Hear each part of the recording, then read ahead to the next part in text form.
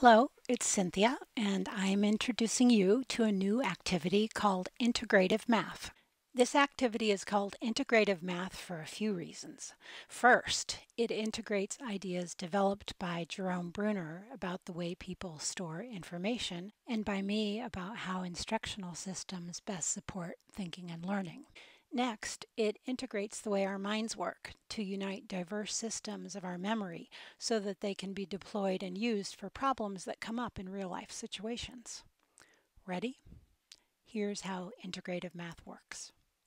Number 1, use the rules of Cooperative Unison Reading. So, remember how those go? In a group of no more than 5 people, you read a text together in sync. Breach with questions or comments, and of course, be promotive. This is how my ideas about instruction come into play. Number 2, the text to be read is a word problem. I'll take a minute to explain Jerry Bruner's ideas about modes of representation. Dr. Bruner developed an insightful way of thinking about the way human beings represent ideas to themselves. He reasoned that people have 3 ways of representing information. The first way is called the inactive mode of representation. It's stored through action. This way of representing knowledge is in our bodies and our muscles, and it's dominant at the ages of 0 to 1 year of age. The next type is iconic representation, and that's where we represent images as mental pictures in our minds. Diagrams and pictures are a form of iconic representation. Children from the ages of 1 to 6 begin to rely upon iconic forms of representation in their thinking. And the last form is symbolic representation. It's stored in our memory as a code or a symbol. Codes and symbols are what have allowed human beings to free their thinking from the constraints of the here and now of situations. This form of thinking has allowed them to conjure up the ideas that created mathematics and science and that enabled human civilizations to compile their histories. Bruner thought that kids of almost any age could tackle most conceptual problems if the material were arranged in the appropriate sequence, moving through these different modes of representation. And that's where integrative math as a protocol comes in. So, back to the activity. In unison, the group reads the first sentence, breaching mid-sentence if necessary to work out any problems. If at any point, mid-sentence or at the end of a sentence, any concept that arises can be put into an inactive mode of representation, it has to be done. This is where you get to play with blocks and Cuisenaire rods and have fun. In simple terms, if you can put the idea into a form of action, you have to do it. Everyone at the table has to do it personally, but interpersonal stealing of great ideas is totally allowed. Look around the table and see who has a good idea, ask what they're doing, and steal their idea. Everyone needs to put the idea into action to create the idea as an enacted mode of representation through manipulatives.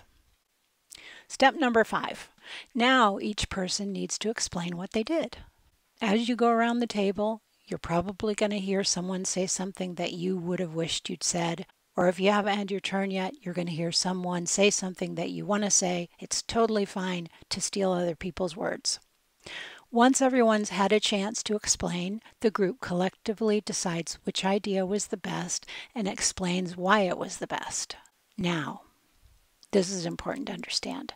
This step is a good thing to do for your thinking, because it takes an experience that was stored in your thinking through muscle memory, or that was handled mostly by your right hemisphere of your brain, the part of your brain that uses context, and it uses the left hemisphere of your brain, the one that uses words, to explain it. In other words, this experience integrated these 2 systems through the activity. That's pretty cool, huh? So this process made you smarter because it united these 2 systems. Next, you got it. We move to the iconic mode of representation. Now everyone at the table needs to put their action into an image or a picture. This is where you get to take out the whiteboards and markers or the scrap paper and crayons. Same drill as before. be a thief of great ideas. Lots of kids think they're bad at drawing. If that's you, it's a time to rob shamelessly. Then everyone explains their drawing, and collectively the group decides which drawing is best. Finally, oh, you're so smart, we move to the symbolic mode of representation. Take the picture that you drew, or steal someone else's picture in your head, and move it into symbols. Use the procedures you already know so well, and use a symbol system that you've learned before, and turn the picture into symbols. Again, feel free to take ideas from other people. Feel free to discuss ideas with other people, but everyone has to draw their own symbol sentence.